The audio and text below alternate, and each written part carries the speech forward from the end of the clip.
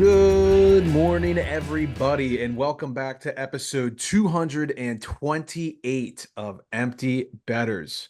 It's been quite a long time, but I am your host, Harrison Scholes, and I am going to toss it across the screen to my good friend, Nick Manella. It is good to see you, my friend. It is good to see you boys. It has been a while, 2 months since our last episode, but could not be more excited for season 7 of Empty Betters.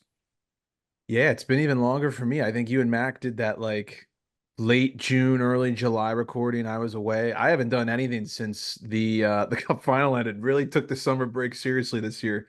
Some R&R much needed. But I am now going to toss it across the screen to my other co-host up in Milwaukee, Mr. Mac Vogel. What's going on?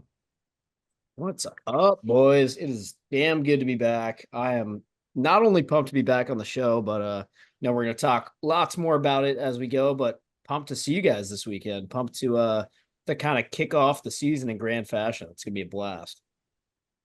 Yeah, for sure. We'll get into that a little more here in a second, but just a long summer. We got some much needed vacation time, some sunshine, some rest, but we are back, as Nick said, season 7 now loading. We've got the 2024-2025 NHL season here coming up, and this episode is going to be all of our bold predictions and picks. All right. Well, before we get into our summer recap, I've got a little message from BetterHelp, and just a reminder that this part of the episode is brought to you by BetterHelp. Give online therapy a try at betterhelp.com/THPN and get on your way to being your best self. It might look like some people have it all together on their Instagram, but in reality, they probably don't. So don't compare yourself to the people online for no reason. If you're thinking of starting therapy, give BetterHelp a try. It's entirely online and is designed to be convenient, flexible, and suited to your schedule. Stop comparing and start focusing with BetterHelp. Visit betterhelp.com/THPN today to get 10% off your first month. That's BetterHelp, HELP.com/THPN. Let's recap the summer before we get going. Nick, you had a hell of a trip, maybe the trip of a lifetime, some would say. I would definitely say so. I think when we got towards the end of the Stanley Cup final last year, the three of us were kind of like, you know what, we need a break. I'm ready for this to end. I mean, we got a game 7 out of the Stanley Cup final, but the R&R was much needed, and I'm glad we did take that to heart this summer. Got over to Italy this year. First time for me going to the boot, so that was amazing. Did just went over there with the family. We did 3 nights in Sorrento, 4 in Positano. Got to do a day trip to Capri on a boat. Got to swing by Pompeii on the way down. We flew into Rome, so drive down to Sorrento was unbelievable and just an amazing time. Really got to do like a farm tour, and like the family just like made us dinner, and the mom just kept like feeding me aggressively all night. It was unbelievable. Got to do the pizza making, the olive oil, all that stuff. And then, I mean, this, Harry, because you've been over there. Red wine with no sulfites is a life-changing experience. Pretty awesome.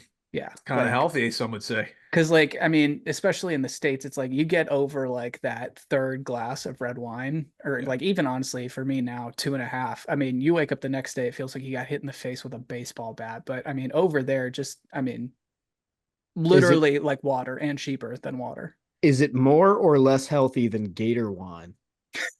Ooh, Have any of you tried Gator wine yet? I don't think so. heard of it. I haven't Yeah. tried it, no. I'm dying to try it. I need to know what's going on with that hype. Yeah. Have you tried the this is getting off topic. Have you tried the Coca-Cola Oreo flavored thing? What No. the fuck are you talking about? Yeah. Coca-Cola and Oreo did a collab where Coke made a No. soda that's Oreo flavored, and then Oh God, no. Oreo made an Oreo that's Coke flavored. Oh, this sounds like one of my question of the days or something. It's all Yeah. the rage right now. I I did would try the soda. I would rather try the cookie, and that's coming from a guy who hates dessert because I That's love high soda. praise from you. Well, listen, I love soda and I love Coca-Cola, and I really don't want somebody fucking with it with an Oreo that is fucked up. So have you ever had Farmer's Coke? So No, that's when you what's that? take like Milk or some shit? no, you typically want to do it with a bottle of like the authentic Mexican cola, like the one with real sugar, but you like Okay. drink down the neck, and then you put like 20 or so really salty peanuts in there. Mm. What? Apparently it's like a Midwest thing, and it's like as you Oh, drink it, it's like a salty sweet kind of thing, and then you get Oh, peanuts at the very end that are like sweetened up by the soda. what the hell? I've I would, never actually, I tried would, it. I I would saw try that. someone do it. It looked like a serial killer move to me, but apparently it's really good.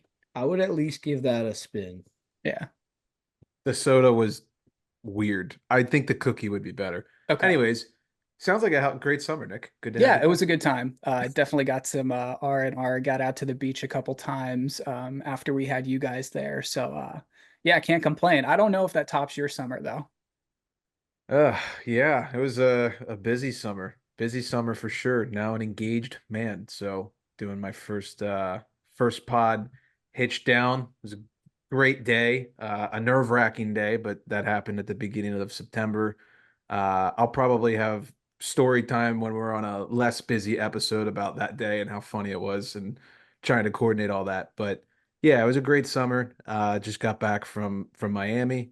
Layla and I were down there just kind of celebrating. So that was nice to get some alone time and finally not have to worry about scheduling stuff. So the wedding venue shopping begins. If anyone has any recommendations, shoot me a DM. Would be greatly appreciated. Bell Center. Sure. Capital One Arena. We'll do a There we big go. Caps themed wedding for you. Yeah. We'll get Ovi there. We'll get all your favorite Capitals there. Slapshot can be the pallbearer. There Or you wait, go. that's Yeah. funerals. My That's bad. funeral. Yeah. That's funerals. Yeah, Not same, not same, pallbearer. different, right? Ring bearer. He'll Yeah. be the ring bearer. You get groomsmen and Oli Mata jerseys. There you go. There we go. Nice. Sounds like a great time. That's a good bachelor party theme. You know that guys wear like the Hawaiian shirts or whatever to like kind of Yeah. match. I think we just all rip Oli Mata jerseys. There you go. And we All can right. assign squads. One gets The, Red Wings, one gets Right. I Penguins. was gonna Yeah, there say we go. there's probably enough teams to go around, so Yep. everyone's not repeating, right? Yeah. But Mac, how was your summer? It was good. I don't think I really had any major quote unquote vacations. I guess the closest thing to that I had was when I came to Baltimore way earlier in the summer. And in some ways it feels like the summer flew by, but when I think back to that trip, that feels like ages ago that we were all in Ocean City and watching the Panthers win the cup. And yeah, so I guess it was a nice long summer after all. I do feel like I packed a lot in. A lot of baseball games. Just went to my 19th MLB game of the year the other day. Number 20 will be this Wednesday, a playoff game, Brewers Mets. And yeah, a lot of beach, a lot of baseball, a lot of fun. Absolutely. Yeah, day you guys are listening to this. Yesterday would have been the Orioles game one. I'll be at that, and then Mac on the day of this dropping will be at the That's right. Brewers game. So Yeah. MLB action in full swing, football season in full swing. Couple Ravens games already under the belt. So uh, it's a lot of fun right now. But let's move on to some hockey stuff. We know that's why everyone's listening. A couple house cleaning things before we move on. This Saturday, we are going to be in Milwaukee. Nick and I are flying up. We have an event at Elwood's Liquor and Tap. You guys know from all the previous episodes, our good friend Nathan, the owner at Elwood's, is hosting a little pre-party for the Blackhawks versus Blues preseason game that is actually being played in Milwaukee at Pfizer Forum. So that's going to be a great time. We've got tickets to the game. We'll be hanging out beforehand. If you're in the Milwaukee area, come hang out. We've got some fun content pieces scheduled as well. Should be a blast. Going to be some cool giveaways too. They're giving away a nice bottle of tequila. I believe there will be a signed Chris Chelios jersey up for grabs, among lots of other fun prizes. So, yeah, definitely come hang. It's going to be sick. I'm freaking pumped. Yeah, Elwoods is always such a good time.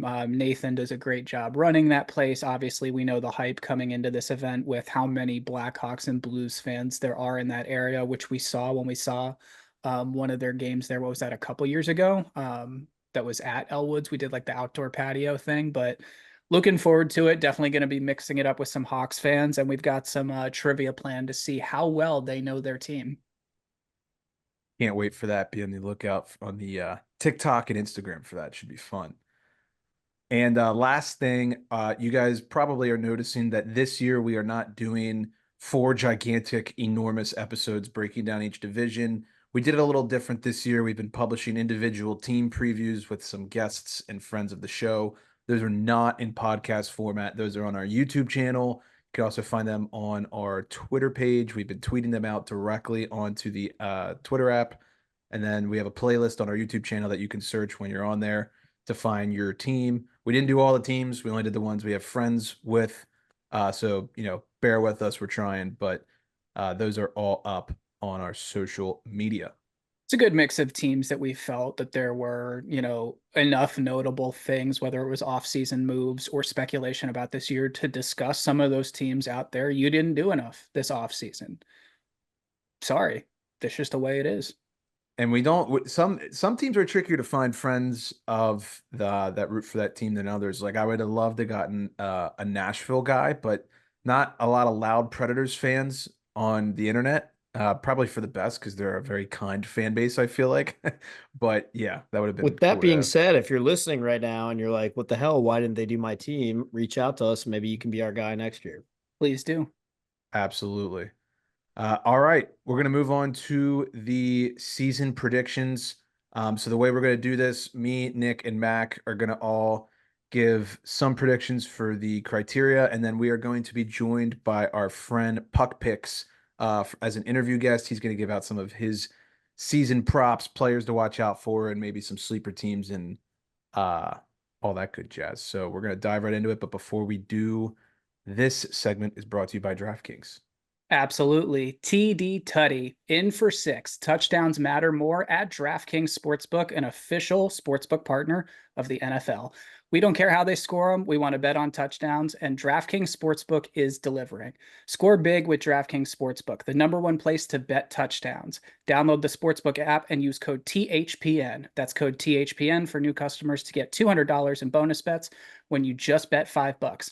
Only at DraftKings Sportsbook. The crown is yours. Gambling problem? Call 1-800-GAMBLER. In New York, call 877-8-HOPE-NY or text HOPE-NY 467-369. In Connecticut, help is available for problem gambling. Call 888-789-7777 or visit ccpg.org. Please play responsibly. On behalf of Boot Hill Casino and Resort in Kansas, 21 and over. Age and eligibility varies by jurisdiction. Void in New Hampshire, Oregon, and Ontario. Bonus bets expire 168 hours after issuance. For additional terms and responsible gaming resources, see dkng.co/ftball. NFL Plus Premium offer available only to new and former NFL Plus subscribers. Additional NFL Plus Premium terms at nfl.com/terms. Alrighty, we're going to toss it off to PuckPicks, and then us three will be with you guys after the interview. Enjoy.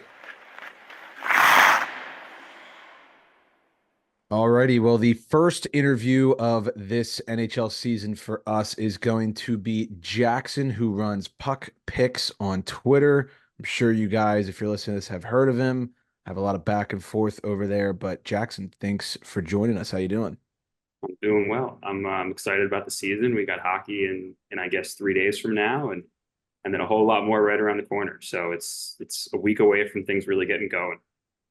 Yeah, it's exciting. Before we jump into the NHL action, I just want to say a huge thank you for your NFL primetime picks. I was joking with you that you should change your name from Puck Picks to Primetime Picks. Been giving out a lot of winners doing NFL, so thank you for your service. Of course, it's been a lot of fun. You get plus money on all those touchdowns, so it's not the worst situation if you're still only going 1 for 2 like last night. What are you, like 13-3? Just out of curiosity. Yeah, and 2 of the losses were guys tackled at the 1. So yeah, it's a tough one.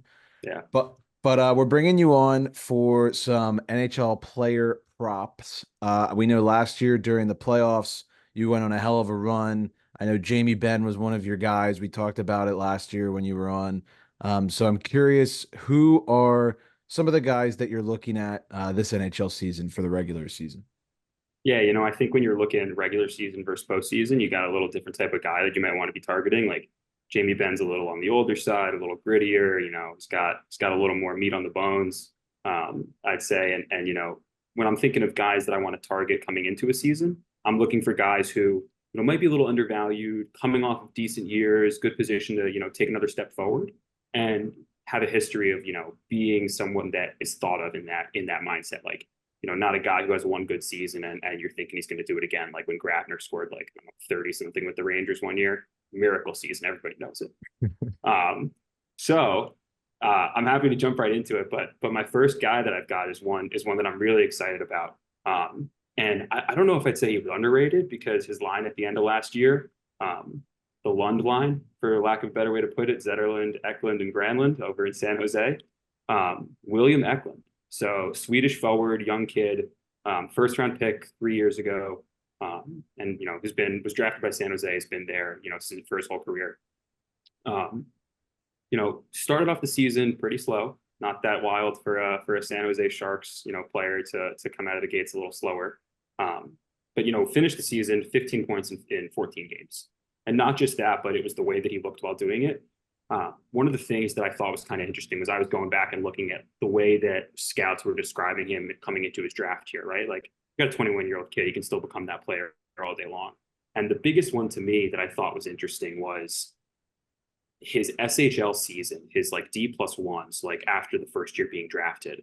His point totals were in the same ballpark or better than the following names: Kevin Fiala, Elias Lindholm, Nicholas Backstrom, both Sedin brothers, Marcus Naslund, and Peter Forsberg. And I'm not saying that he's in that category. Good list. Good list, though. Doesn't hurt. Decent list, yeah. I mean, listen, there was a time when Nils Lundqvist was being like talked about with like Nicholas Kronwall and Victor Hedman for his D+1 seasons. So, right. It can happen. But the thing that I really like about it is that he's also shown flashes of that, right? Last year, I thought what he did really well was, despite kind of being the only line that was a threat, once he found his groove, he was able to make plays. And so he's a very decisive player with the puck, but not in the sense that he's rushing his decisions, which is something that I'm a big fan of, is when you can see that a guy is able to sort of slow the game down around him. And, he's not a big dude either. So, 5'11", 180 in the NHL is not that big of a guy, and you got to be able to to hold your own. And I think his playmaking ability allows him to do that. I think one of the biggest things, obviously, with this whole Sharks roster, there would never be anyone on my, to watch list from last year's team. But if you look at some of the guys they brought in, you've got Tyler Toffoli, you've got Barclay Goodrow, Alex Wenberg, Rangers legends. You've got who'd they bring in on the back end? They brought in Cece, who I actually like a lot too. I think he was decent at Edmonton. Jake Wallman too. That's another big one to run the power play. That's the guy I was thinking of, actually. But Eklund's expected to play with Celebrini and Toffoli. And if you look at, hold on a sec. If you look at what those two guys can do with and without the puck, I think there's no reason to think that Eklund is not, a 60+ point player this year. 45 last year. Could see him being just under that point per game pace. Was more of an assist guy, but was able to still find the back of the net, had a hat trick in one of the last games of the year. But yeah, he's my first, name on the list for the season. He kind of found a home on that Sharks power play too, which, I mean, obviously there wasn't a ton of competition probably to be the guy to find a home there. But I think 8 power play goals, 16 power play points, respectable numbers for a guy who, is just still kind of finding his way in the NHL. And I expect him to get more power play time this year too.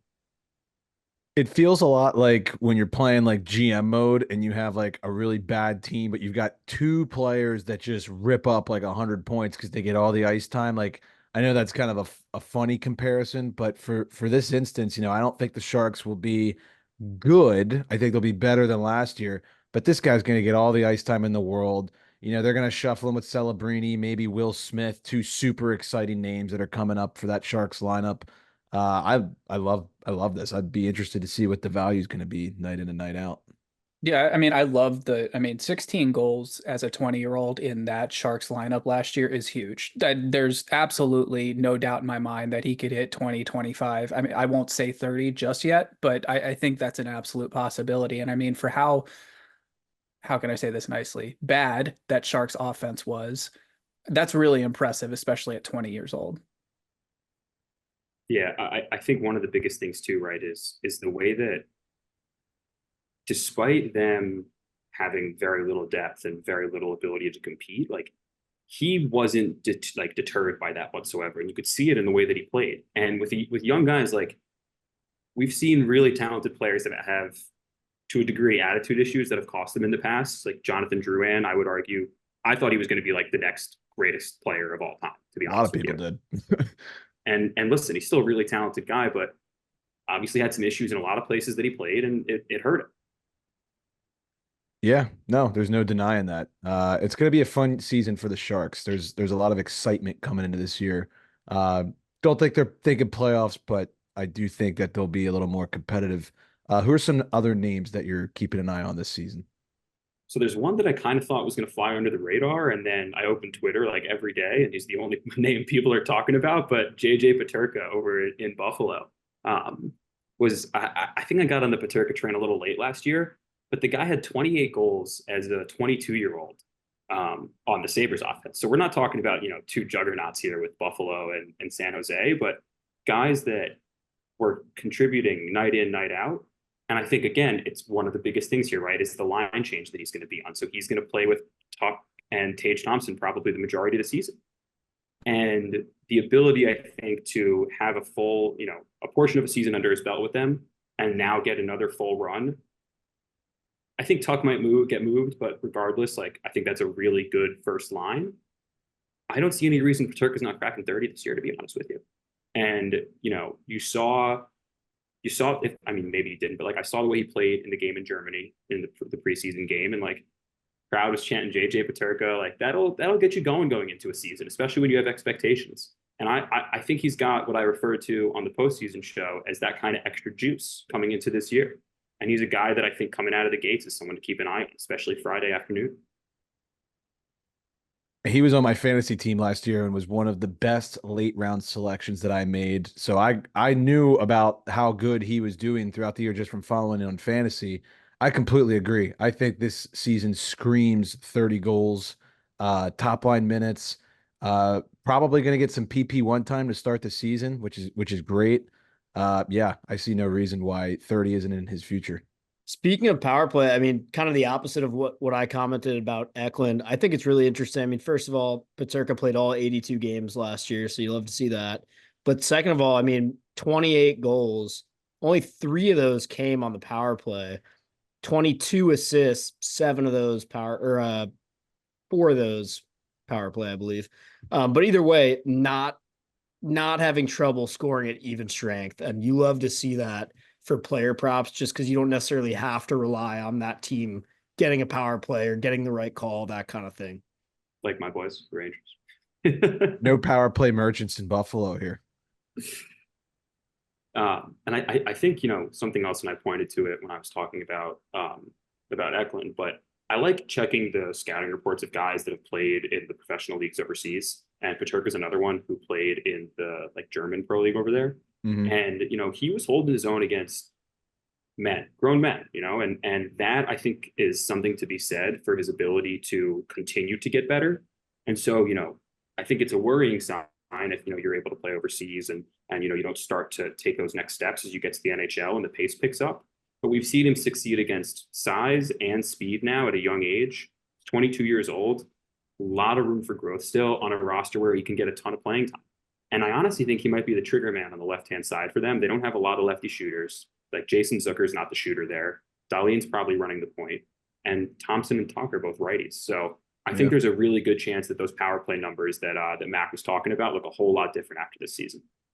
And he's a confident player right now, too. I mean, you talk about, if you look at his season last year compared to 2022-23, he only played, 5 fewer games the year prior. But last year, he took almost exactly 100 more shots on goal than he did the year prior, which is pretty crazy if you think about it. But that tells me that's a confident player, somebody who's kind of finding their spot more and not afraid to rip it, which is good.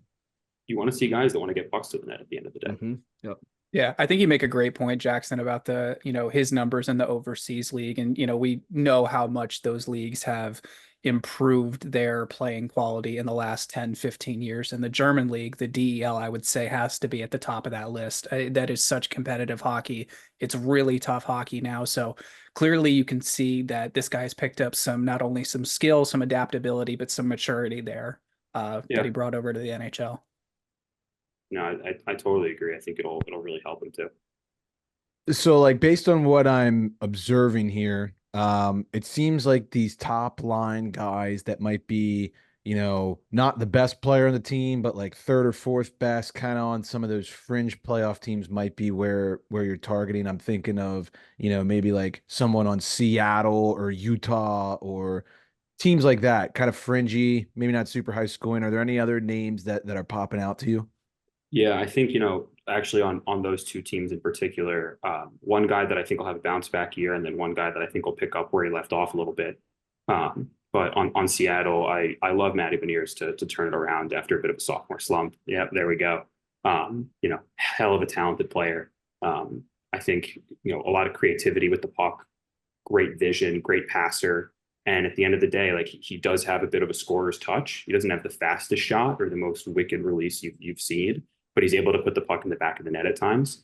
And I'm really excited to see what he does with Seattle this year. I think a lot of people are excited about that Seattle roster and, the potential for them to maybe make the playoffs and bring a little playoff hockey to Seattle. I think it'd be cool to see that playoff atmosphere.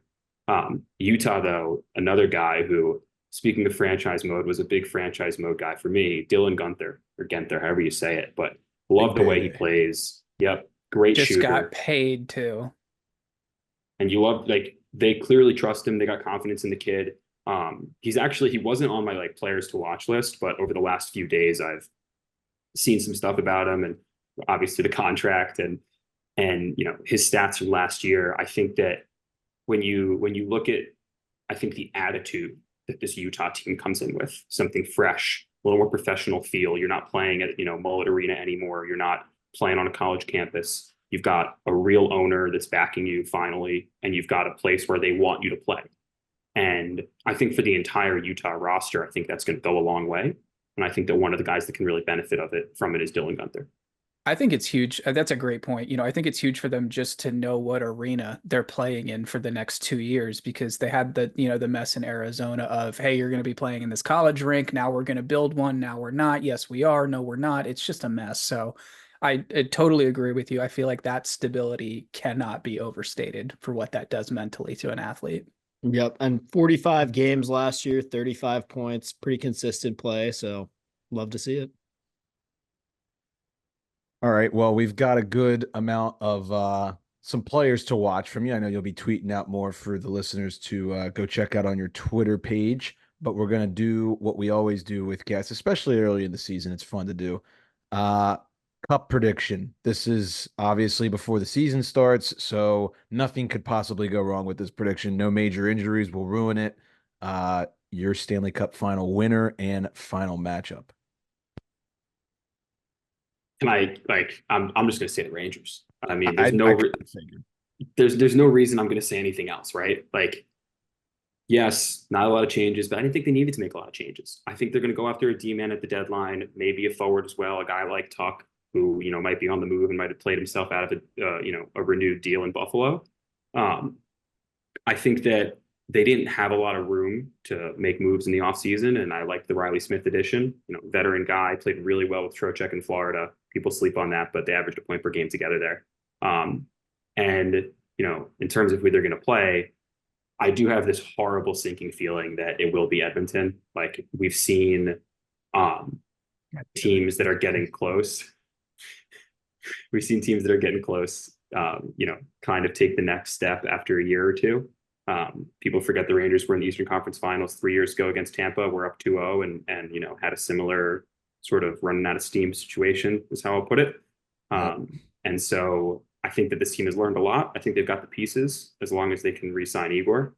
And I think that, with the right additions at the deadline, there's no reason that it's, not another cup run this year. So we won't play spoiler because people who are listening to this haven't heard our cup predictions yet, because that's later in the episode. It's talking to my past tense self here, but let's just say I'm picking up what you're putting down, and I'll leave it at that. We're aligned on some things, you and I. Some, not all. That's all I'm some. going to say. Nick, you got a big shit-eating grin on your face over here. Yeah. What are you going to say? The Caps are going to win the cup? Oh, no, come on. I'm not that, not that delusional. Conference finals, book it now. But they're not going to the cup. Wanted to get your opinions on any front runners for Calder this year. I feel like that one's really interesting. We had a season last year where, the Bedardling gets, the star treatment from day one. And of course, shoe in for Calder and whatnot and everything. And everyone was all excited about that. Odds reflected it. Celebrini's not the favorite. Michkov is. He's plus 300. Celebrini's plus 450. And then a guy who's already got playoff experience, Logan Stankoven, is at third. And now I'm starting to get, a little bit tempted at that plus 650 at the beginning of the season for Calder. Any thoughts on those? Yeah. So what I'll say is I don't love just from the onset, like I'm not a huge full season props guy. Like if I'm going to do them, it's going to be one of two things: either a full team, where I'm taking a team total and it's not one injury that's going to likely screw me, or something where I actually feel like there's some value on a line, like a plus odds, Calder trophy winner. I think Stankoven is probably the quote unquote smartest play here. Like I agree with you, got playoff experience. My worry though in Dallas, and while yes, they are getting a little younger now, is that they have so much depth that I'm not sure he will need to be the guy that some of these other players will be. Lane Hudson I would almost guarantee will be running the Montreal power play for 99% of the season. Line is 2 to 3 months, not as long as people thought. Slavkovsky's taken a step forward. Kirby Doc is back. I think there's some weapons there where, and I mean, if you saw some of the plays he made last year and in the preseason, like you see, he's got the talent. I think there's a good argument to be made for Lane Hudson being, the kind of guy that could steal the Calder. And because he's going to play such a prevalent role in that team or on that team, I don't love Michkov. And the reason is John Tortorella. He has his young guys on a short leash. I saw it with Zuccarello, with Kreider. Like he never gave either of them a chance, and we've seen what they both turned into. So I wouldn't say he's the best coach for young talent. And so for that reason, like I'm out on Michkov this year. I think, Stankoven and Hudson, though, like you can't really go wrong picking either of those guys in this one. I couldn't agree more. I'm going to give you one more. I know you said you don't like futures, but I'm going to go ahead and do it anyway. So Selke Trophy, Barkov, clear-cut favorite, plus 150, right?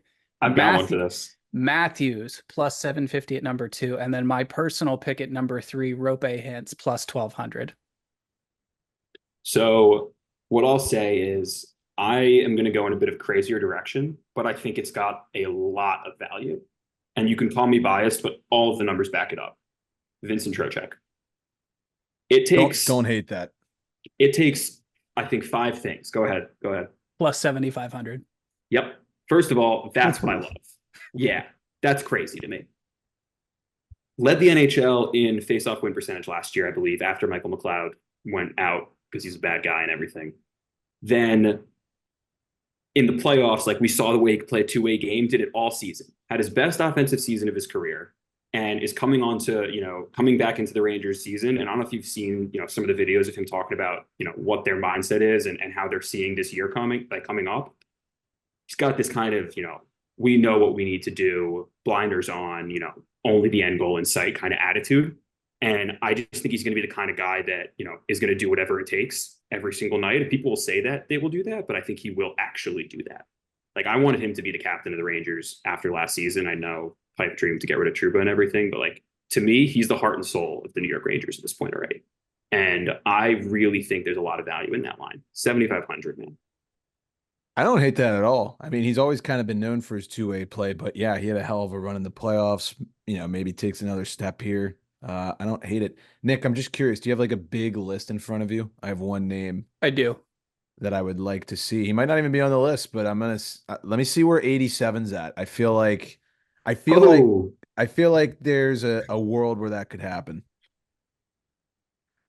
I wouldn't be surprised. Plus 3,000. Okay, so a little bit better. Okay. Odds. Yeah. I don't hate that. He's tied with Jason Robertson, Pedersen, Sam Reinhart, Nick Suzuki, Mitch Marner, and Joel Eriksson Ek. They all are plus 3,000. Okay. Joel Eriksson Ek. That's a good one. That's another name, not even just for Selke, but is a guy that I think is gonna could easily score 40 plus this year.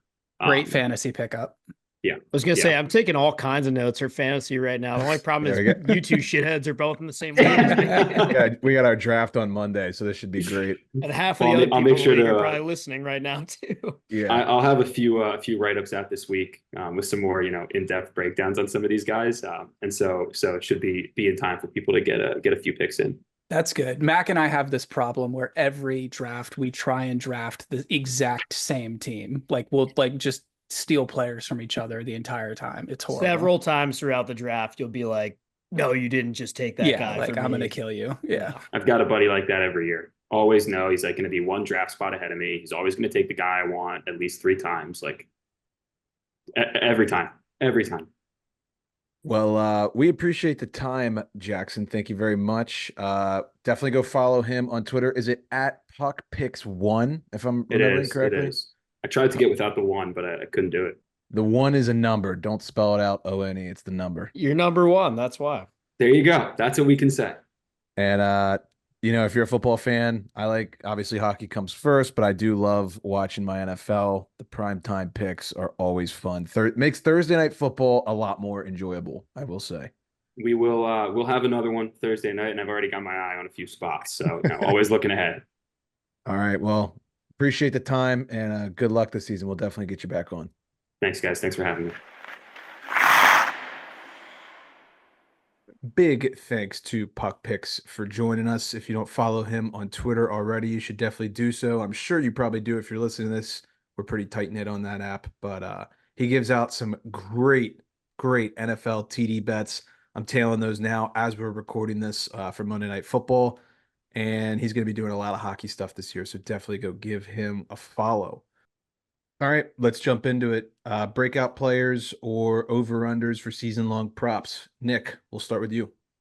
Yeah, this one's it was interesting. There was a lot of options here to go from, but the one that really jumped out to me after looking at the app over from our friends at DraftKings is Alex DeBrincat, over 29.5 goals. So basically to score 30 goals if you're new to betting, minus 115. This is a guy that has scored 41 in his career.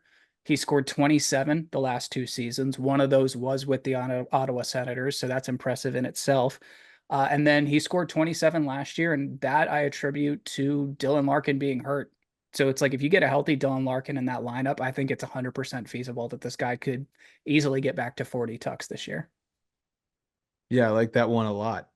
Seems to be a hot one that I've seen on Twitter here as of late. Mac, what's yours? Yeah, I like that one too, Nick. Mine, I'm going to go with Alexi Lafreniere. And right now he's at over under 29.5 goals. I love this guy to take another step forward. I mean, we saw him kind of have his big breakout year last year, played all 82 games, scored 28 goals, 29 assists for 57 points. And that was, I believe, 18 more points than any of his previous 3 seasons with the Rangers. So huge step forward for him. I know Rangers fans were kind of letting out a big sigh of relief of like, finally, we don't have to be worried that this guy isn't going to be as good as we thought he was. But that being said, I don't think he's going to regress at all. I think he'll stay right on that same path. And I do think he'll eclipse 30 goals this year. He'll probably be playing with similar guys as last year, guys like Trocheck, Panarin, or even if he gets moved around a little bit, it'll be like Zibanejad, Kreider. I'm sure he'll get power play time as well. So I definitely think this is a good pick to throw a little cash on over 29.5 goals for him. I like that one as well. And I'm going to kind of piggyback on a guy taking another big step. I'm going to take Cole Caulfield over 31.5 goals. I think this one's going to be pretty popular. People are pretty bullish on the Habs to score this year, but he's never hit that 30 marker in his career. Just need him to get 32 to hit this one. I think that first line of Suzuki, him, and Slavkovsky is going to be deadly. Obviously, that's subject to change, but if that is the first line like people are anticipating, I think that's going to be a lethal first line. And then he's going to get that power play time. He's kind of got that big slap shot that Stammer has from that left circle. He can also rip it. And with Lane Hudson maybe being on the quarterback on that PP1, I'm loving what I'm seeing for Cole Caulfield this year. Have we heard any news on that line A injury yet? It does not look good from just the stuff that I heard. I don't know if you guys saw the Marty St. Louis press conference today. It's the NHL, so he's not going to give you any information, but he said that their like one main goal for the year was to get Patrick excited about coming to the rink again. And you could see the frustration and disappointment on the coach's face. So everything I saw and everything I'm seeing from that is not good. I mean, you guys saw the play. I mean, that knee went, it was a bird knee. It went straight backwards. So yeah, it's not looking good from what I'm hearing. all right. Well, Yeah, guess we'll see. Good luck to Patty in that recovery, obviously. Given his history, guys fighting back, so always respect that. Yeah, I think the whole league at this point, you would say, is probably rooting for that guy, right? Yeah, Yeah. No, except it's for not Leafs fans, but yeah, that's different. Yeah, most def. separate topic. Sleeper team / dark horse. Maybe a team that is plus money to make the playoffs. Nick, we'll start with you. Utah Hockey Club plus 165 to make the playoffs. I think if there is openings for a team to sneak into the postseason, it comes from that division, and I think they are in the best situation to do so. Yeah, I really like that one. That was actually going to be mine. But since you picked it, I will zag a little bit, twist my arm. I'll pick the Washington Capitals at Oh, that was going plus to be mine. at plus Wow. 155 to make the playoffs. In all seriousness, I do like this one. I think that as long as I've been watching Ovechkin era Capitals hockey, it's a motivated team year after year. They want to make the playoffs. They're really just a driven, focused group. Most seasons, we've only seen them miss twice now in the OV era. Got a lot better after last season. Obviously, really hard division, hard conference as a whole. So we'll see, but I don't mind that pick for that price. I do think this will be a better team. I think they'll finish with more points in the standings than they did last year. Whether or not that gets them 100%. in, we'll have to see. But I don't mind that pick. I think the thing that's interesting with the Caps, and before everyone comes at me and says that this is a homer pick, it is a little bit. I won't lie. I think they did a fantastic job this offseason. I think out of teams that retooled this offseason, you're probably looking at them or Nashville and saying, okay, you guys did a great job. Shocking pick, Mac. Shocking. I would pick. agree.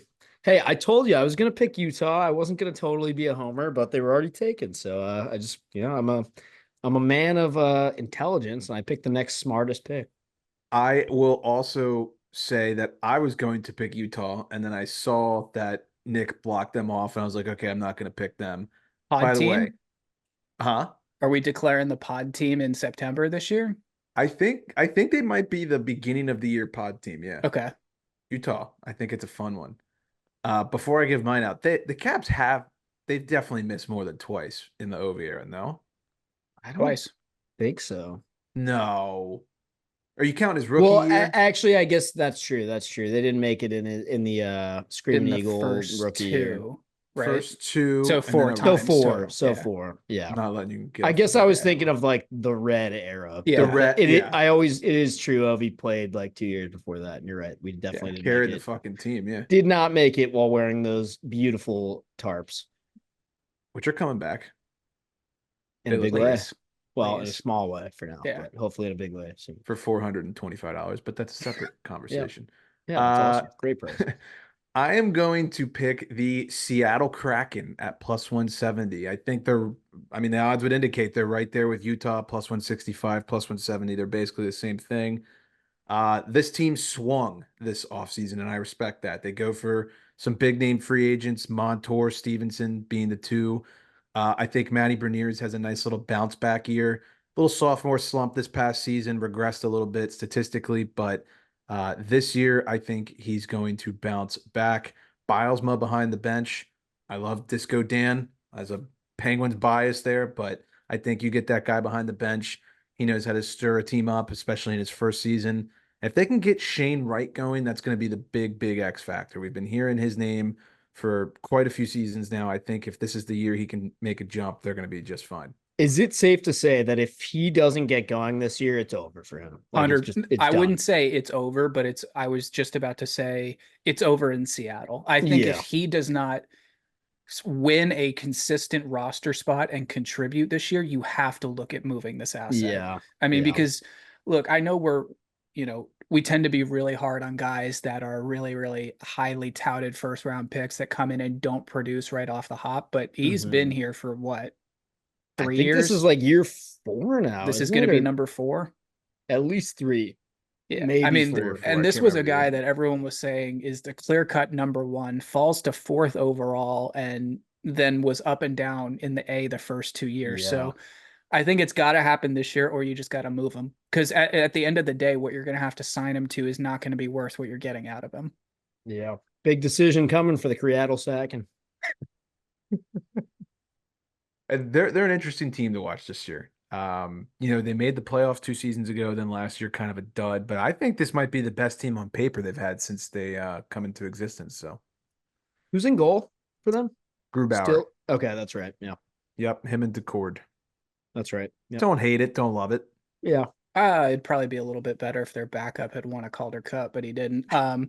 Anyways, Oh. Harry, I think you make a great point about this team going to work in the offseason. Definitely one of the sneakier retool, or I don't know if you even want to call them missing the playoffs, a necessity for a rebuild here, but it's a really interesting lineup when you look up and down. I mean, a lot more responsibility going to be put on Chandler Stevenson, but I think we saw in Vegas that he proved that even in a situation like that, he can carry the load. So I really like that team to make the playoffs. I could see it happening. I like the center depth. Beniers, Stevenson, Gord as your three centers, like 1, 2, 3 down the middle. I think that's very respectable. I think you can definitely get some wins night in, night out with those three rolling. Defense, it's not my favorite, but I love the Montour addition. And Vince Dunn, most underrated player in the NHL. I'll say that. He's a machine out there for them. But yeah, could be a good year for them. We'll see. I'd love to see them back in the playoffs, to be honest with you. All right, let's move on to our stinker teams. Teams that might miss the playoffs that you might not think will. Nick, we'll start with you. So I want to preface what I'm about to say with I don't necessarily think this team is a stinker. I just think that they are very much more likely to miss the postseason this year than in years past. And I have to go with the Tampa Bay Lightning, who come in at a minus 230 to make the playoffs and a plus 185 to not. I'm saying they're not. Just with all the hard hockey that this team has had to play in the last 5 years, it's a completely different looking team. If you look at this roster, there is no Stamkos, there is no Palat. It has completely changed. I get very concerned about lines 3 and 4 depth with the forwards here. I think you can probably say that maybe even starting with the second pair in defense, you've got concerns here. And that's just from an age standpoint. So, with how good the Atlantic has gotten the last 2 years, with how good the Metro has been for the last 6 or 7, I don't know. I have a gut feeling that this is the year it kind of falls off for Tampa a little bit. And I don't want to discredit, the moves that they made in the offseason. Jake Gensel is one of the best two-way hockey players to be in the NHL right now, and that's coming from a diehard Caps fan that absolutely can't stand the guy.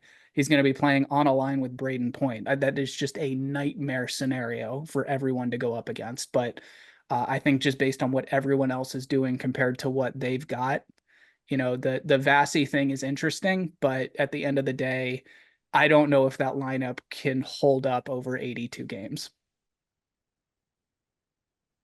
I think Gensel's going to have the best year of his career. I think he could maybe even get close to 50, to be honest with you. He's that trio, Cooch, Point, Gensel, that's unreal. I mean, that's about as all world can get for a first line. I don't mind the pick though. No, it's just, and I think you nailed it. It's that top line is great. I mean, even the second line, if daily faceoff is accurate, today, September 30th, Hagel, Sorelli, Sherry, that's a great second line. But when we go down to Mitchell, Shaffey, Nick Paul, Cam Atkinson as your third line, I start to have some questions there. Yeah, the depth is falling off. That Sergachev loss, I think, is a lot bigger than people are making it out to be. Massive loss.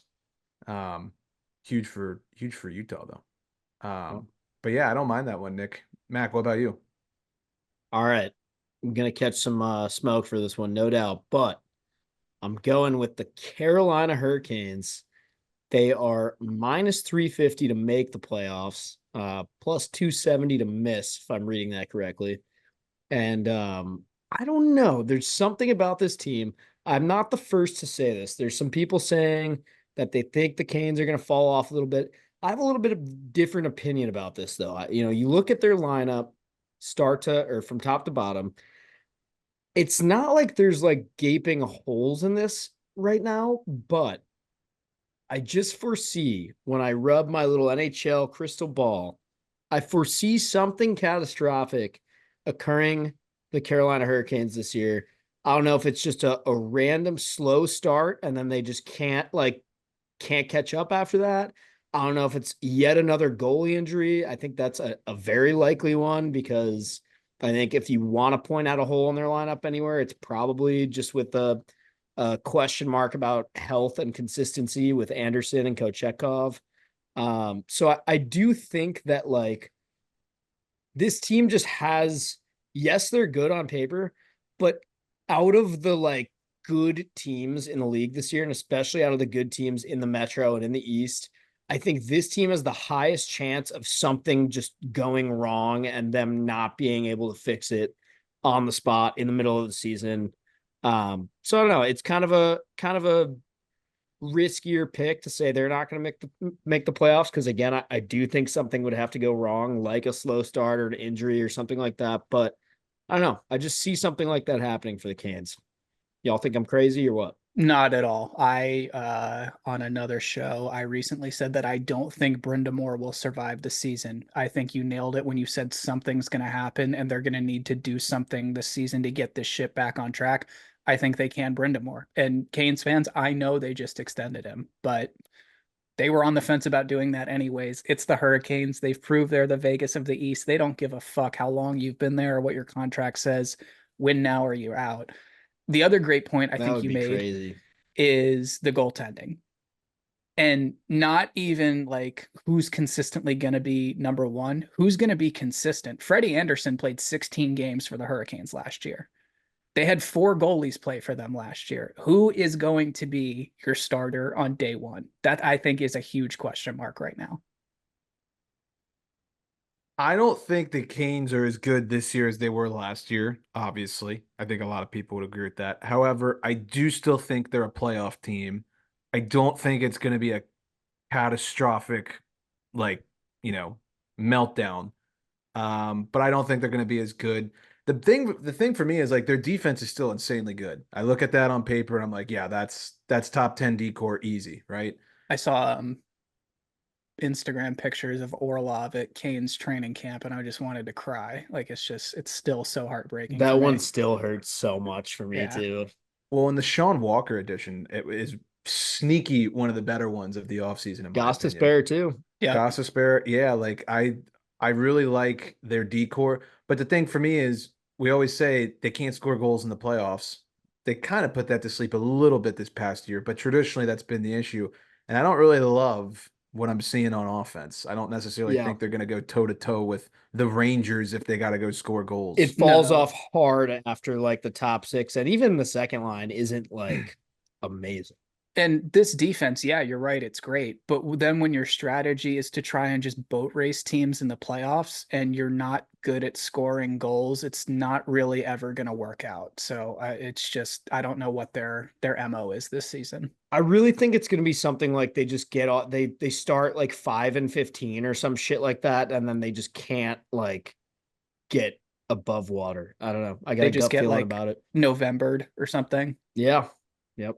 I don't know what I haven't looked too closely at their schedule, so maybe I should have done that before coming out and saying all this shit, but that's my hot take. We'll see. Yeah, I don't hate it. I think that for the price it's juicy, right? Plus 270 to miss the playoffs. I mean, I don't know if I'd take it, but I could see them being a wild card team, maybe not top 3 division like we're so used to seeing for the last couple of seasons. I think especially when it comes to the East teams, the are they going to make the playoffs or not really depend on who else do you have making the playoffs? Like, do you have the Senators or the Sabres or the Red Wings or the Caps or the Penguins in? You know, The it's Islanders, someone's got to miss, right?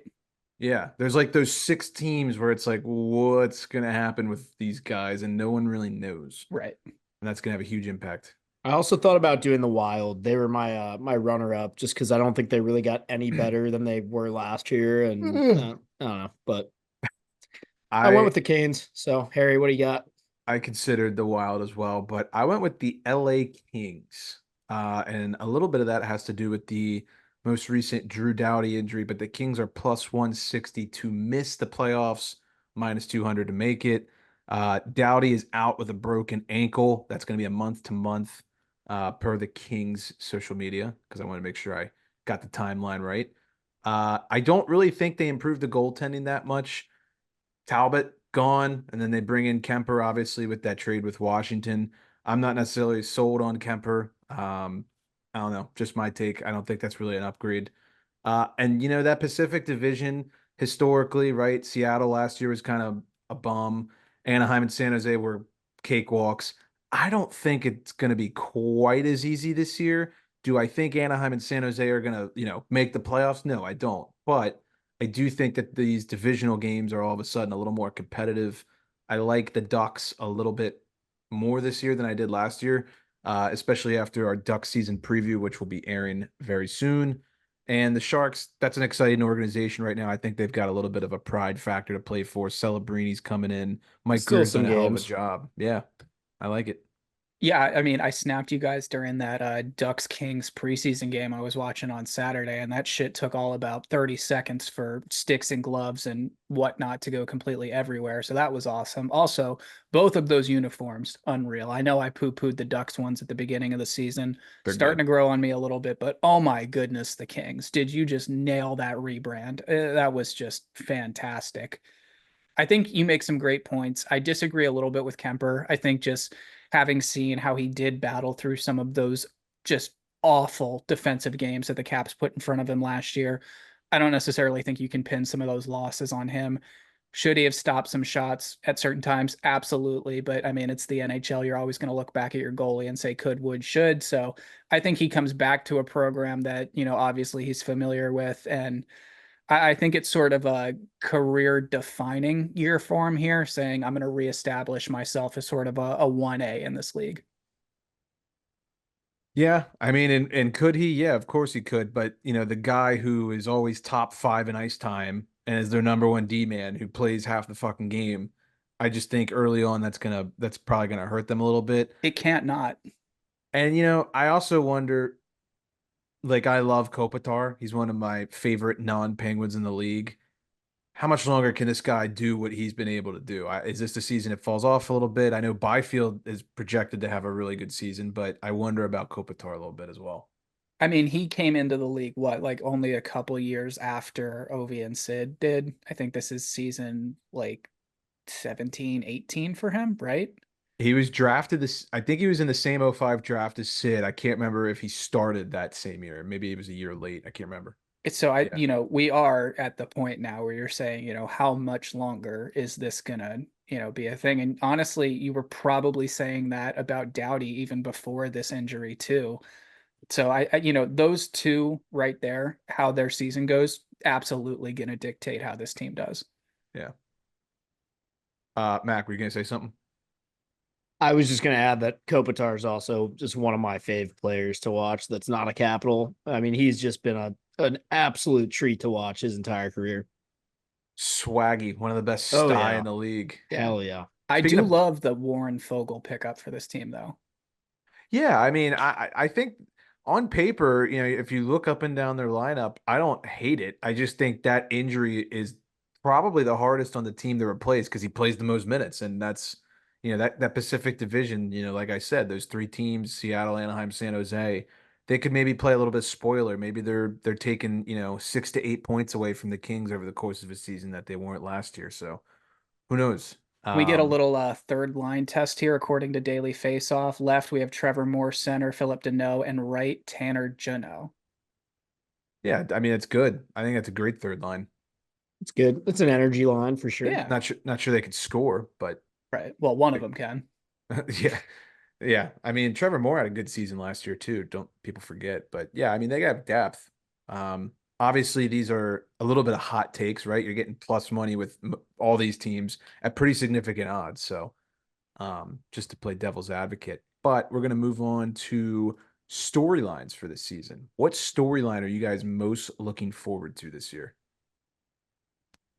I think the Four Nations thing is going to be really cool. We're, ditching the All-Star game in favor of that. I don't think that could have gotten any better, in my opinion. Where we had gotten to with the All-Star game was just, it was a little bit of, hey, how many different celebrities can we get to come to this event kind of thing, as opposed to, I really did end up missing just a normal hockey game between East and West. You start to wonder, it's like, hey, I kind of do want to see a West team with Bedard, McDavid, McKinnon go up against, Matthews, Hughes, Ovechkin, Crosby from the East. So I do like the idea of the Four Nations tournament. I like that it's split between Montreal and Boston, Canada, US, Sweden, Finland. I think it's going to be an absolute blast. Totally. I'd say my storyline pick for the year, just kind of excited to see all these new faces in new places. It seems like a little bit bigger of a shakeup than we've had in past years. We talked a lot about a few of them already this episode with Gensel and Stamkos and even Kemper and PL Dubois. But there's a lot of big household names that you think of, and you think of a team, and that guy's with a different team this year. So I think it'll be really interesting to see how that kind of shakes out. It almost feels like an NHL when you can do like a season mode, but you do like fantasy draft and just all the teams are completely different. You're playing like the Ducks and they've got Crosby and Ovechkin's on the Predators or some random shit like that. I still haven't like adjusted to the idea that Steven Stamkos is going to be wearing bright yellow all year. It's just odd to me, but I think that's kind of what I'm most excited to see, is just how some of these superstar names establish themselves in their new teams, new fan bases, that kind of thing. I think that's going to be really interesting. Honestly, this season more than any other, or this off season, I feel like it's taken me a lot longer to get adjusted to who and where everyone is right now. Yeah, there's a ton of movement. It's still kind of breaking my brain a little bit, especially after all those months off. Obviously, you keep up, but when you come to do the previews and you start talking about the season, you're like, oh yeah, I've Sean Walker's a Carolina Hurricane. It always takes until like you see your team, like it's going to take until the Capitals play like the Blue Jackets. And I'm like, oh, that's right. This guy's on that team now. It takes the first couple of weeks of the season to kind of hear the announcers calling their names in those games. And you're like, oh, I'm not watching the Predators play, but this guy's here. Yeah, I turned on a little bit of the Sabres the other day because there was just nothing else on. And you know, Beck Malenstein and Nick Aube-Kubel are both on the Sabres So now. odd. Totally Yeah, threw me. I completely forgot about that until you just said that. Yeah. I feel like for mine, obviously Utah first season, that's exciting. I feel like that's kind of too easy to say. So maybe I'll give a weird one here, but we've got some pretty insane contract extension drama that is brewing in the NHL. Uh, Contract year for Mitch Marner, that's one, right? That's a huge one in Toronto. There's going to be Good thing we all won't hear about that until the summer, right? Not all not once. all the eyes in the world will be on Mitch Marner, especially if they're in the playoffs and he's still on the team, which I am pretty certain he's going to be. I don't see him getting moved midseason, but that's a big one. We've got serious beef between Don Sweeney and Jeremy Swayman at the moment, which has gone public Can we through. talk about that real quick? We might need to have a Yeah. quick sesh on that, because it's what happened with that today is insane. We'll give that in 1 second, and then the last one I'm going to name, Shesterkin, is on the verge of becoming the highest paid goaltender in the history of the NHL. So that's three enormous storylines coming into this season. We'll see if Swayman gets settled here. It probably will as soon as we're done recording this because that's how it works. But yes, Mac, to your point, Swayman and Sweeney have kind of been going at it a little bit in public. Sweeney had the whole Chicklets thing get leaked, and Ryan Whitney was saying that they lowballed Swayman and offered him, like, I can't remember exactly what he said, so I don't want to try to guess and put words in his mouth, but it was a lowball offer. Made its way around the internet. Sweeney in a press conference addressed it and said, I'm paraphrasing here, but like, that's not right, like kind of full of shit. Then Whitney says he stands by his guns. Elliot Friedman said, yeah, I heard the same thing as Whitney. Then it made Sweeney look like an ass. Then today, Sweeney said that he had 64 million reasons why Swayman should be reporting to training camp. Then everybody went into a burst and was like, they offered him an 8x8. And then just before we started recording, Swayman's representatives published on Instagram that they're going to take the next few days to think about this offer. And my understanding is they didn't even get offered 64 million until like right at the time the press conference started. I don't know if that's right or not. He said, I mean, I'll just read the brief statement. This is from Louis Gross, who represents Jeremy Swayman. He said, normally I do not release statements or discuss negotiations through the media. However, in this case, I feel the need to defend my client. At today's press conference, $64 million was referenced. This was the first time that number was discussed in our negotiations.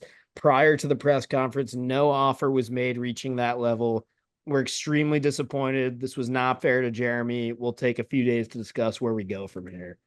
Just, Like, I mean, what This are we is doing? messy. Like, we're a week away from the season starting. Yes. This is messy. Well, and so I was talking this over with my dad and my sister in a group chat earlier today, and we were all just saying this is kind of a dumbass move by the Bruins, is it not?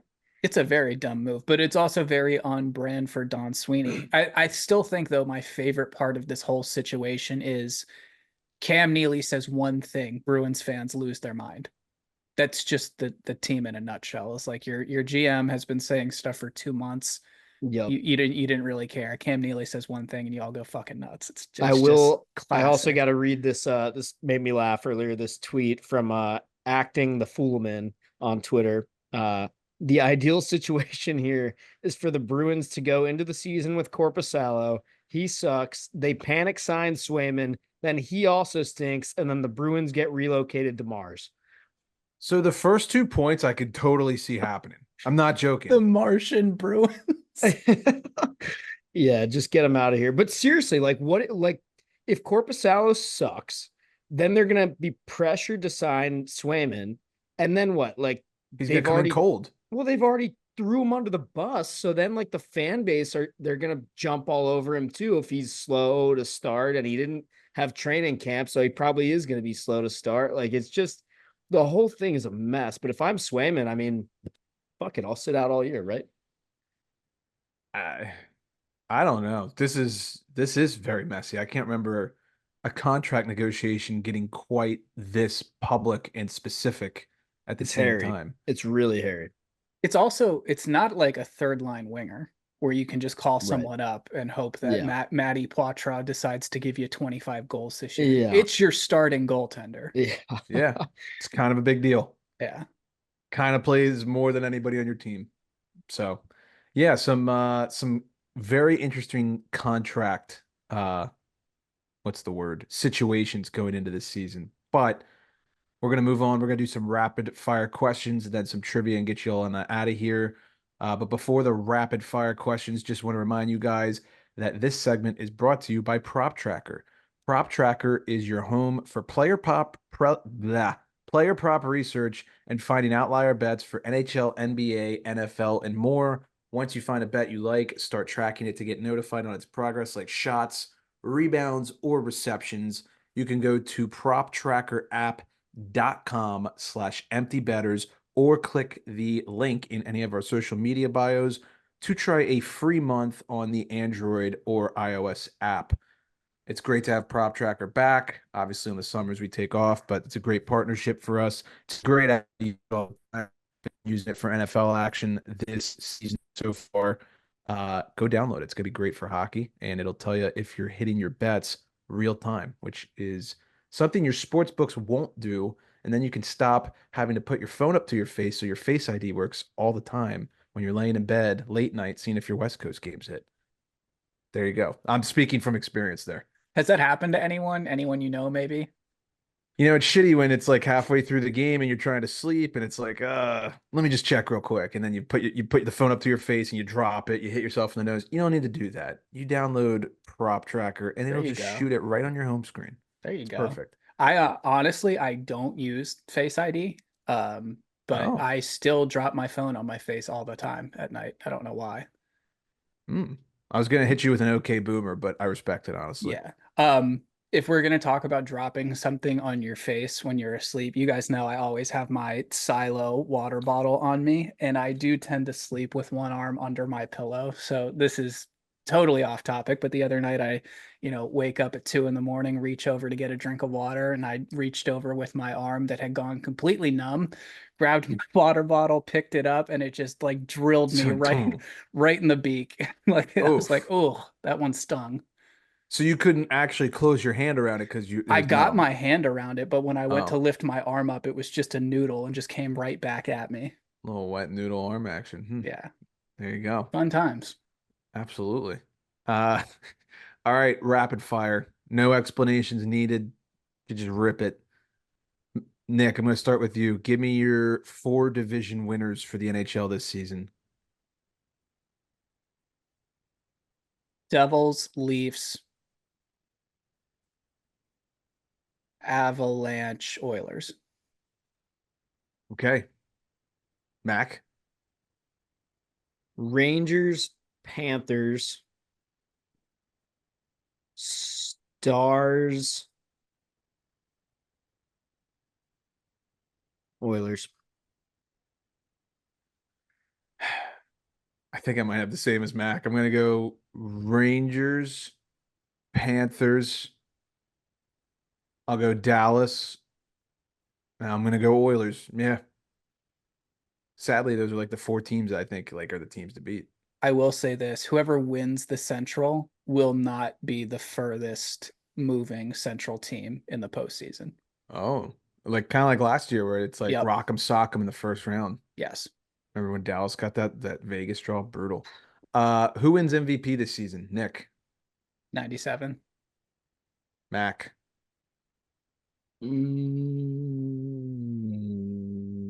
Fuck it, Matthews. Ooh. Um, gut instinct from the hip. Let's go Panarin. Whoa. Let's go Panarin. Who will lead the league in goals? Matthews. Matthews. Draisaitl. Who Ooh. will lead the league in points? McDavid. McDavid. I guess because I chose Panarin, I feel like I should choose him. So it's probably McDavid, but I'm gonna choose Panarin. We'll go Panarin for points. Norris winner, best defenseman, Nick. Quinn Hughes. I love that. Uh, Again. Yeah. damn, this one's hard. I'll I'll I'll go Adam Fox.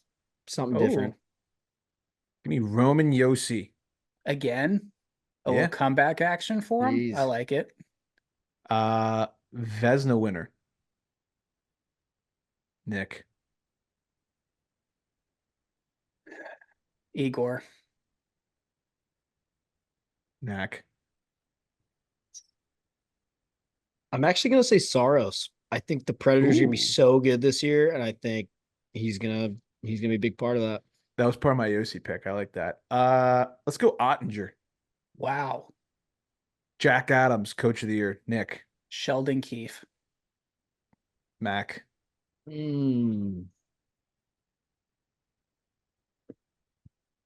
Spencer motherfucking Carberry, baby. Let's go. Let's go. I will also say Sheldon Keefe. I actually feel like that might be the biggest lock out of all of these. That's Truthfully. just like I have to say that because I also picked the Devils to win the Metro, but I Yeah. just fully anticipate the first year that he doesn't have to deal with the bullshit in Toronto. Yeah. It just It- clicks. It does feel like it'll be a match made in heaven. Yeah. President's Trophy winner, Nick. That is tough. You know what? I'm gonna go the Devs. I think it's gonna be that kind of year for them. I like Mac. that pick. I'm gonna go with Dallas. I like that one. I'm gonna go Oilers. All right. The moment everyone wants to be, well, I guess they're not want to be waiting for. The moment everybody has been waiting for, and something that we can look back and laugh at 8 months from now and make fun of ourselves. Stanley Cup final and winner prediction. Nick Manella, tee it off. We're gonna get a little late 90s, early 2000s rehash of some beef, and we're gonna go the Dallas Stars and the New Jersey Devils. Wow. Who Bullish wins? on the Devils. Dallas, baby. Bullish on the Devils. Mac. maybe thinking a little reverse psychology to piss off some of my aunts and uncles, but we'll see. Mac. Yeah. I was also gonna say Dallas. I'm gonna stick with it. I'm gonna say Dallas over the Rangers. Wow. All right. So we're all kind of on the same wavelength because I'm still marinating in my brain and all the teams guys just listed. I kind of was going to use one of them in some way, shape, or form.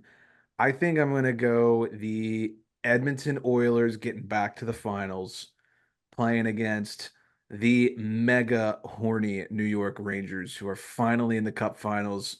But I think McDavid gets his revenge. 97 is going to hoist the cup this year. I like it. Damn. Could So see it. guess which 4 teams are not going to make the Stanley Cup play? Sorry if you're a fan of one of those teams and we just Well, cursed your shit. I guess this happens every year, so I shouldn't be surprised, but it really, really feels like everybody and their mother is picking Dallas or Edmonton. And then if it's not them, probably the Rangers. I mean, Like those even up three. until that game 6 in that Stars Oilers series last year, I was like, there is no question in my mind this team is going to the Stanley Cup final and this team is winning the Stanley Cup. They were just that good. And then they ran into a buzzsaw in the Oilers that got hot at the right time and have the first and third best player in the world. So, Yeah. there's only so much you can do. It's really interesting, are the Oilers going to make it back? It seems like everyone's a little bit more high on them making it back as opposed to the team that just won the damn thing. I don't know if that's because they went, 2 seasons going to the Cup final back to back and might get tired out like we saw with Tampa Bay, but yeah, I think it's going to be really interesting to see what happens down the stretch there. Hard to go three in a row. Hard to go again with missing some big pieces that left in the offseason. Hard to go again 3 years in a row, losing people in the offseason, and a goaltender who is, aging. He played great, but you got to wonder the miles that guy put on his body here. We'll see, but yeah, it seems like the same 3 to 4 teams. Everybody and their mother's picking them. It's usually how it works. Guess there's no surprises, but yeah, that's our Stanley Cup final prediction for the 24-25 season. Any dark horses that you guys think maybe if they get into the postseason could have a run at going deep? I do really think I seriously think Nashville is going to be that good that it could happen. I really do. And we talked about earlier in the episode, like the Caps and the Predators being the 2 teams that did like the biggest turnaround from how much better they got from last year to this year. I think the Predators got 10 times better than that team was last year. Like at least 10 times better. I know I picked them to miss, but I think if, like I've said 1,000 times, as long as Tampa gets in, they can make noise. Yeah, it's hard to disagree with that one. Ah, dark horse. Mm. Call me like absolutely insane. Absolutely insane. There's no way this would happen. But if we're gonna go dark horse, I'm not, part of me is like, oh, maybe I could pick Colorado. It's not, Colorado's not really a dark horse. They're just not one of the 4 we listed. Let's go way dark horse here. And I hate that I'm saying this. Some people are gonna love hearing this. Say it.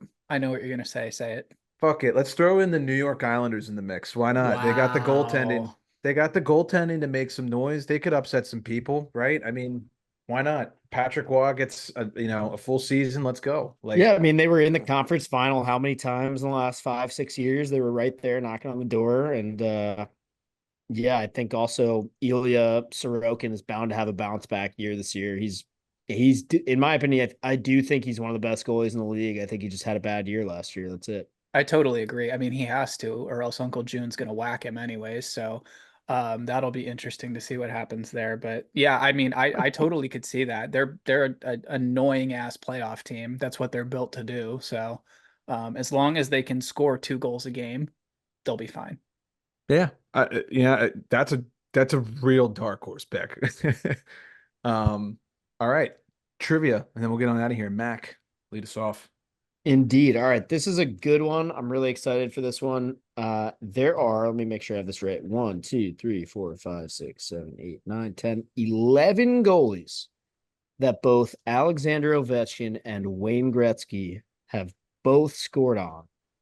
I want to see how many you guys can name. See if you can get all 11. We can give hints if necessary, but let's just start from scratch and rattle them off. Harry, you want to tag team this thing? Let's tag it. I got So- one that I think is pretty easy. So let's go, legendary goalies that played throughout the 90s and the 2000s. Do we want to start with Marty? Marty was my first one. Brodeur is one of them, yes. Okay, on that note, maybe Thinking And Dom. actually, I can tell you some numbers here as you guess them. cool. Marty Brodeur, Gretzky scored 5 goals against him. Ovi scored 7. Oh, weird. That's more. Let's go Hasek. Yes, Hasek is in there. Numbers are Gretzky 2 goals, Ovechkin 1. Wow. Wow. Just got it. The Dominator. How about Marty Turco? That was my next one. Let's go, Nick. Not on the list. Really? No. Wow. Oh, damn. Waugh was done by then. So that's like the big three: Brodeur, Waugh, Hasek. I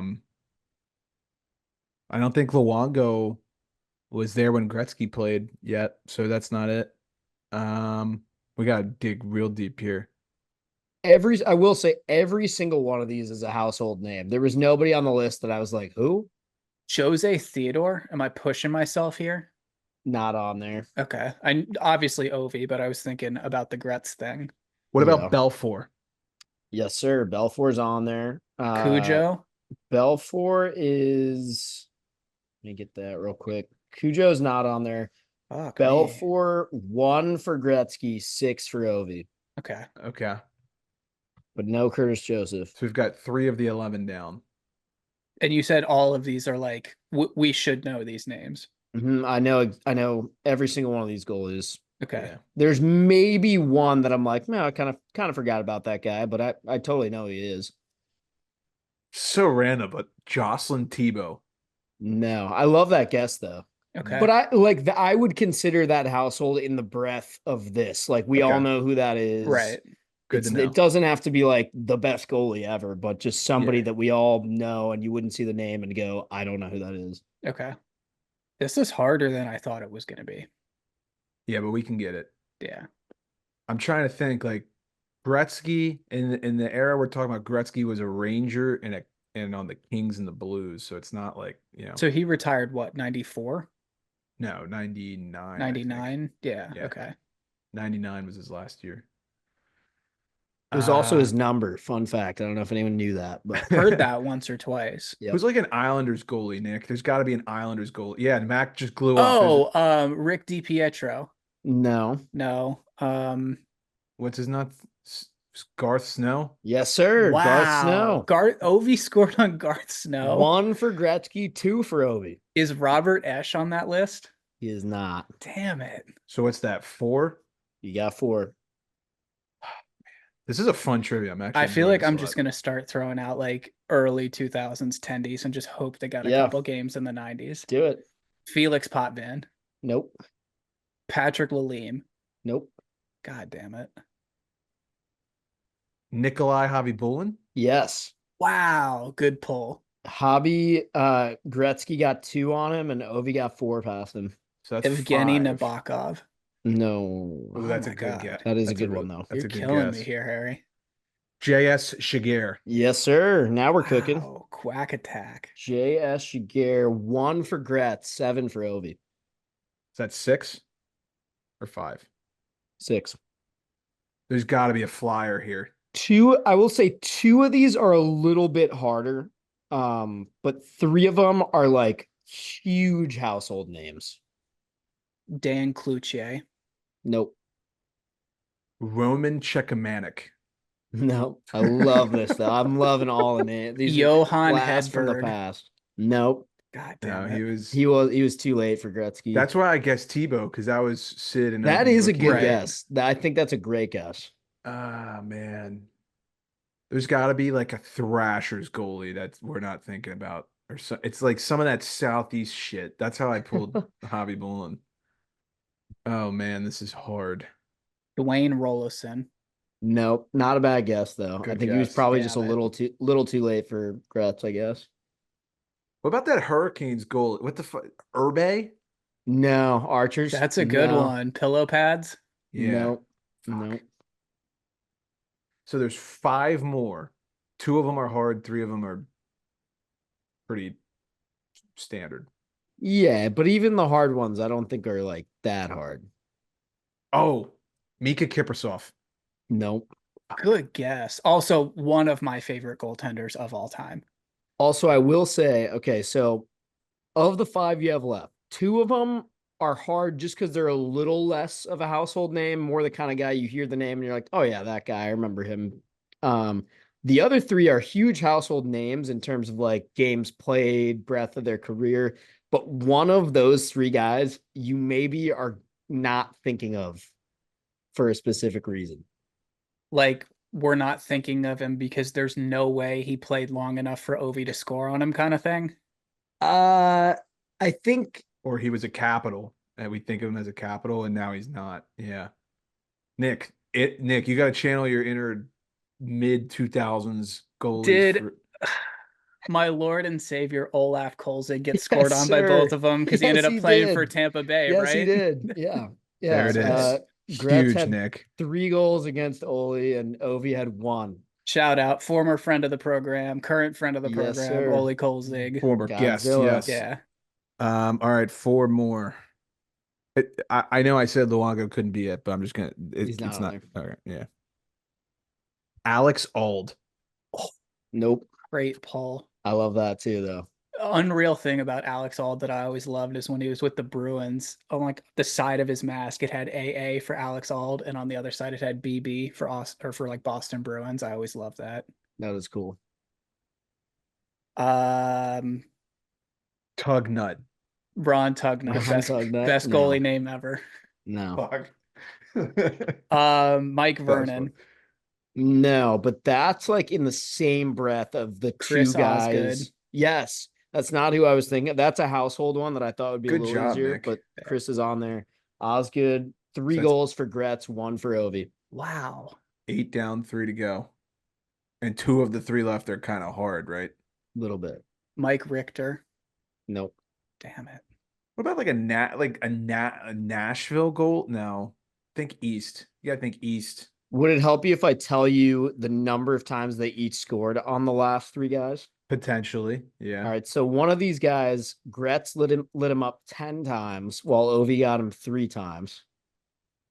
Okay. And they both played 1 game against this goalie, I'm assuming. Then let's see. Sorry, I'm scrolling through the post the way it's laid out. Okay. One of them, this will probably be the hardest one. Gretz 1, Ovi 2. And then this one, I actually think you guys should be able to get. Gretz 2, Ovi 1, but there's other reasons why this guy should just like be in your brain.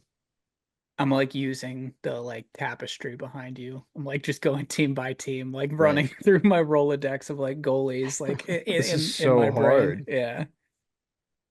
I feel This like guy's a classic name in the industry, like analyst wise, like analyst. Oh, Darren Pang?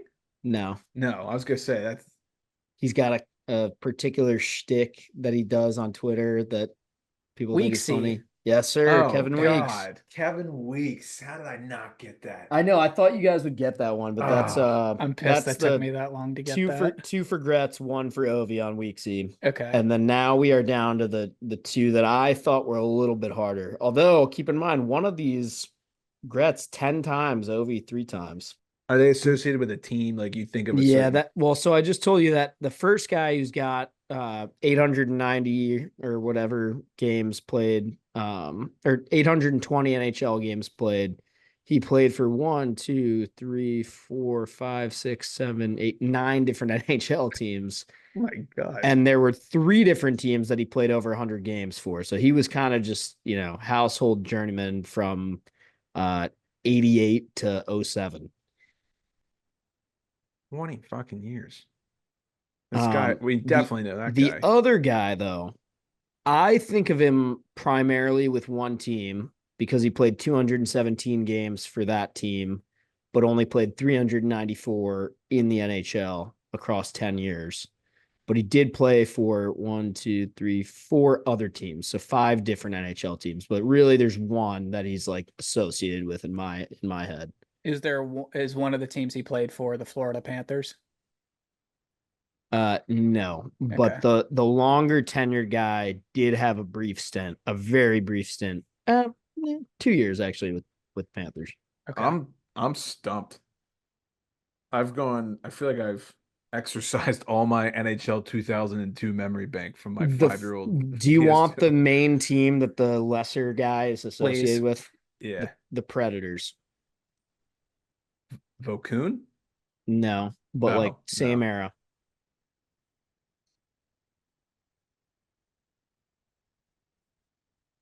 Rene wasn't. He went, here's his career. 2 years with the Devils, 1, 2, 3, 4, 5 years with the Predators, 2 years with the Rangers, 1 with Atlanta, 1 with the Islanders, retire. From 97 to 07. That was his career. Islanders in 07. American guy. I'm cooked. I'm cooked. I'm my brain is fried on these. Nick, I feel like I should know this, and I'm just you really both pissed. should know this. I'm pissed off at myself that I don't know We've this. got so many steering wheel punchers. Yeah, seriously. Just name them. This is going long. So wait, Nick, this is the harder one, or this is the not harder one? the one that I just read all the teams for is I think the hardest one. Okay. But I do know who this is, and I could have probably come up I'm with gonna this lose name. my mind when you say this. I I know think you you are. just got to read them. Yeah. We're done. Yeah, I tap. Mike Dunham. Okay. Damn. Yeah. I don't know if I would have pulled That's that. the Predators Deep guy. cut, but yeah. Okay. I don't And know if I then would have pulled this that. one though, hold on. Let me take like 2 more minutes here to try and get you there, I right? would not Okay. have pulled Mike Dunham. That's a good one though. So this one starts in 1987. He's with the Devils for like 4 years. Then he played like 5 or 6 years with the Whalers. Then he starts his like freaking carousel of like jumping from team to team every year. Although he ended up in Phoenix for like 6 years in a row later on as well. And then he finished his career 1 year with the Lightning and 1 year with the Kings. So he's with the Lightning in 05, 06, and then he's with the Kings 06, 07. I kind of think of him as a Bolt just because that's like around the time I was getting really into hockey. And I probably watched him score. I probably watched Ovi score these 3 goals against him because So I was he- watching a lot So of he him. was on the probably- Bolts, but like not hobby bowling, because like 05, like 06, I'm thinking like that's like This is prime. probably Hobby's backup, I would Okay. guess. Yeah, it's hot because that was the Although year he played 35 games that year though with the Bolts. because they won the cup, then they Right. locked out. So this is this Sid and Ovi's rookie season. Yeah, Hobby Mhm. Boland's a Bolt. This is his backup. But he played 35 games, so it's like almost Yeah. like a split time. Played a good Right. amount. And nationality? He's Canadian. He catches left. New Jersey drafted him 24th overall in the second round, 1985 draft. Devils thing like almost doesn't help. It would just be easier to say not Marty Brodeur. Mhm. I'm cooked, man. I got nothing. You want it? It's not Mike Yeah. Liut, is it? No. Okay. Yeah. Just read it. Sean Burke. Fuck me. Oh my Damn. God. That was a great trivia, but that was very challenging. Yeah. I You would guys I can cooked for a while. You were doing good for a I while. can That's a tell good you the one. last 2 I would not have gotten. Can you read Okay. the list of the full 11 for the Yep. listeners one last time? If they're Yep. still here and not Yeah. killed themselves. So we got Sean Burke, Marty Brodeur, J.S. Jaguar, Ed Belfour, Nikolai Hobby-Bulin, Ole Kolzig, Chris Osgood, Dominic Hasek, Mike Dunham, Garth Snow, and Kevin Weeks. Damn. Hell Hell of of a a list. roster, right? Good stuff, fellas. Yeah. Nick, way to battle there. Yeah, it started rough. Thanks for carrying the front 75% of that, but I woke up eventually. I that was the result of playing way too much NHL 2002. Yep, pretty Way too much. much. That's how, yeah. That's By the the main way- reason I still knew some of those guys too. So like you guys know I still have like my PS1 and like all those like older consoles and shit. I like booted up NHL 01 on the PS1 the other day. That game sucks. Like what were we doing? Oh, Like, I know. It's yeah. horrible. Some of them hold up though. Like Some of the them hold The up. hits games are still fun. Honestly, Oh, I yeah. feel like 05 if, holds up great. I was gonna say if I played 06 on the GameCube, I bet you I'd still have fun. Yeah. Oh yeah, 100%. Well, that concludes episode 228. We are back, ladies and gentlemen, for our 7th season. Hope you all enjoyed the episode. Feels good to be recording again with the boys. I know these two would definitely agree with that. The weekly episodes are back. Definitely keep a lookout on our YouTube channel. We are putting a lot more effort into that. That's been a great catalyst for us over the summer. So definitely go like and subscribe over there. Anything else you guys want to add before we get out of here? Come to Elwoods, come to Milwaukee Yes. on Saturday, October 5th, 6th. I don't know. 5th. Yeah. So come there before. We'll be there 5th. before the game. We're going to go to the game, and something tells me we'll probably be at Elwoods immediately following the game. I don't know, but Yes. I got a hunch. That hunch might serve you well. All right. Appreciate the love and support as always. And without further ado, Class dismissed.